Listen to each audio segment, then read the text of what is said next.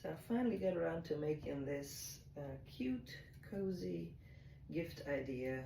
Um, I bought 2 yards of very comfy flannel, and it happened to be 60 inches wide. And let me show you what I have in this bag.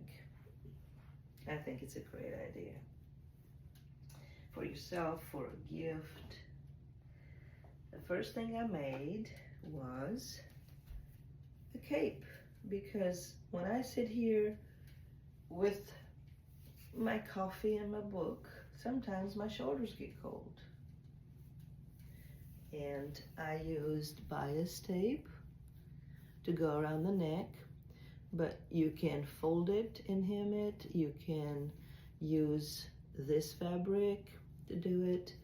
I did not edge the sides because this fabric is not going to fray. You can, if you want to, you can do a decorative edging. You can do bias tape. You can fold it over. I would not double fold it because it's really thick. Okay, and then as far as this, I did strings, but you can do snaps and you can do buttons. The second piece is easy peasy. It is just a blankie, a lap blankie. That's all it is. This is 45 by 45, and it covers quite well. So I think it's really cozy, really nice. Again, I did not hem or edge it, but you can if you want to.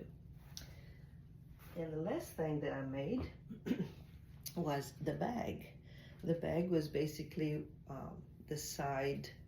The fabric was 60 inches wide, and my blankie was 42 by 42.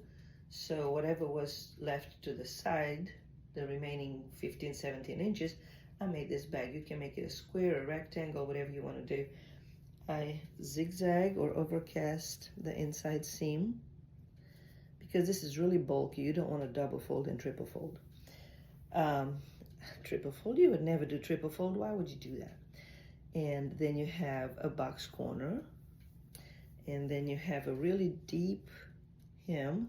I did not double fold it because this is where I wanted to put my string. And instead of top stitching straight, I use a decorative stitch. I think that's really cute. Now my string, the edge of the fabric was curling up, and I didn't like that. So I cut it off. I didn't want to use it on a blanket. I didn't want to use it on a cape. I just cut it off. And then because it was curling in, I thought, hey, it's already curling in. Let's make a rope out of it. And there you have it. I just made a continuous loop. The connection is somewhere in here. I don't know where the two pieces of the loop are connecting. But anyway, I think it makes it real easy, and it stays in place because it's really thick. You just, when you get to this side seam, you reinforce it and leave a hole that you're gonna feed this through it. All right, so let's look at some measurements now. Give me just a second. Okay, and I hope you can see what I'm doing here. These were my measurements. My piece was 2 yards long, 60 inches wide. My cape is going to be 60 inches wide and 30 inches deep. Okay, so what I did was I measured this and I cut my cape. That's my most important part. Everything else, whatever it is, it is. It could be 42 inches, 45 inches, 40 inches. So I cut a square. That's my blanket. I cut that ugly edge, and I'm going to use it to make my pull string. And then up here, this piece, I just cut a long rectangle, folded in half, did my corners, and then did my casing, and there's your bag. Now, how do you do the cape?